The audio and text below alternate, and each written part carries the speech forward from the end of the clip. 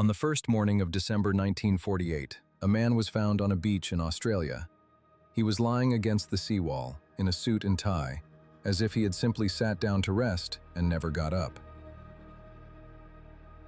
He had no wallet, no identification, no name. Every label had been cut out of his clothes. It would take 74 years to learn who he was. And along the way, investigators would find a secret code, a hidden message, and a scrap of paper sewn into a place no one thought to look. This is the case of the Somerton man, Somerton Beach, near Adelaide, South Australia. The morning of December 1st, 1948. A couple out for a walk notices a well-dressed man slumped against the seawall. The night before, other people had seen him too. One couple saw him lying in the same spot around 8 in the evening. They saw his arm move, then fall. They assumed he was drunk or asleep and walked on. By morning, he was dead. There was no wound, no sign of a struggle, no blood. He looked peaceful, like a man who had fallen asleep and never woken. The police searched him, and this is the first strange thing. In his pockets, a train ticket, a bus ticket, a comb, a pack of chewing gum, a box of matches, and a packet of cigarettes. But every clothing label had been carefully removed. Someone did not want this man to be identified.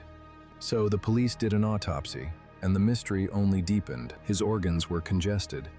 There were signs consistent with poisoning, but no poison could be found in his system. The pathologist was convinced he had been killed by something. He just couldn't prove what. He said the result was, in his own words, not natural. So now they have a well-dressed man with no name, no labels, and a cause of death nobody can identify. They take his fingerprints. They send them across Australia, then across the world. No match. Anywhere. They make a plaster cast of his head and shoulders, a death mask, hoping someone will recognize his face. Nobody comes forward. Remember that death mask.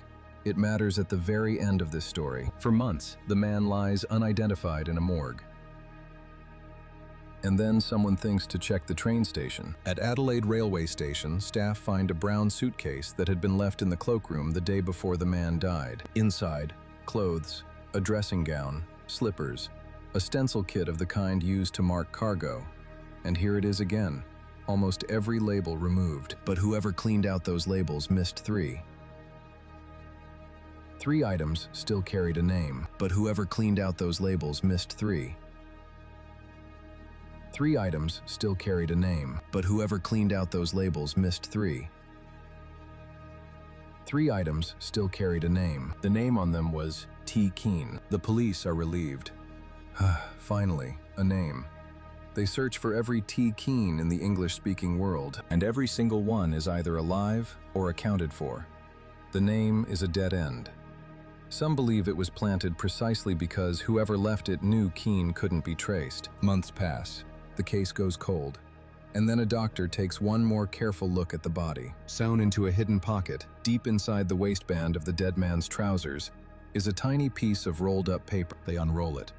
Printed on it are 2 words, Tamám Shud. It's a phrase in Persian. It means, it is ended, or it is finished. The last words on the final page of a famous book of poetry, the Rubaiyat of Omar Khayyam. The paper had been torn from an actual copy of that book. So now the police have a new question. Where is the book it was torn from? They make a public appeal.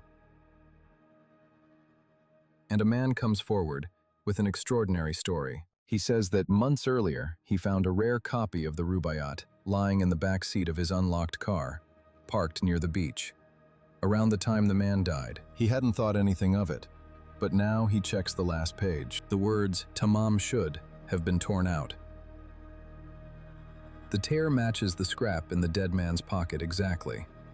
This is the book, and inside that book, there is more. Faintly pressed into the back cover in pencil is a local phone number, and beneath it, 5 lines of jumbled capital letters that make no sense. It looks like a code. The letters were photographed and studied for decades. The country's best cryptographers looked at them. Naval intelligence looked at them. To this day, no one has ever agreed on what they mean. Some experts think it's a code. Others think it's the first letters of the words of a poem or a message. Some think it's meaningless, the doodling of a dying man. It has never been cracked. But that phone number, the one written above the code, That led somewhere. It belonged to a young nurse who lived just a few hundred meters from where the body was found. When police showed her the death mask of the dead man, witnesses said she looked like she was about to faint. She seemed to recognize him, but she said she did not know who he was, and she asked never to be named in connection with the case. For the rest of her life, she denied knowing him. She took whatever she knew to her grave. And this is where the theories explode. It's 1948. The Cold War is beginning. Somerton Beach is not far from a secret weapons testing range. A well-dressed man with no identity, carrying a hidden coded message, dies just steps from a woman who reacts to his face and then says nothing. To a lot of people, that adds up to one word: spy.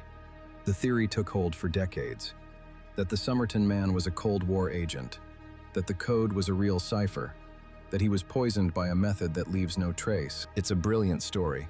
But a story is not evidence. For 70 years, that's all anyone had: theories, and a man with no name. Then one professor decided he would not let it go. His name is Derek Abbott, an engineer at the University of Adelaide. He spent over a decade on this single case, and he kept coming back to that death mask. Because when it was made, in 1948, strands of the dead man's hair had been caught and set into the plaster. Hair holds DNA. Working with an American forensic genealogist named Colleen Fitzpatrick, Abbott extracted a DNA profile from those decades-old hairs. Then they did what no one in 1948 could have dreamed of.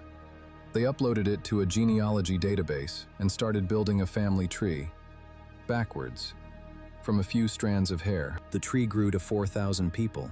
Abbott described it as a Sudoku puzzle with 4,000 pieces, and slowly, by matching relatives on both sides of the family, it narrowed. 4,000 became 100.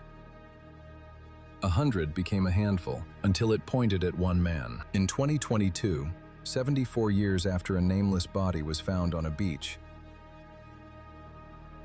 they gave him a name. His name was Carl Webb, born 1905 near Melbourne, an electrical engineer and instrument maker. He had a wife. They had separated. The last confirmed trace of him in public records was in 1947, about a year before he died on that beach. We don't know how he died.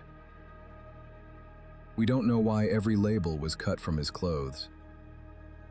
We don't know why he carried a hidden message that reads, "It is finished." We don't know why a nurse reacted to his face and then stayed silent until she died. We don't know what the code means. 76 years later, no one has ever solved it. We have his name now, Carl Webb. But a name is only the first answer. And this case is still full of questions that a name cannot close. A man sat down against a seawall on a summer night with the words, "It is finished," hidden in his pocket. And the rest, he took with him. If you want more unsolved cases, subscribe. New one every week.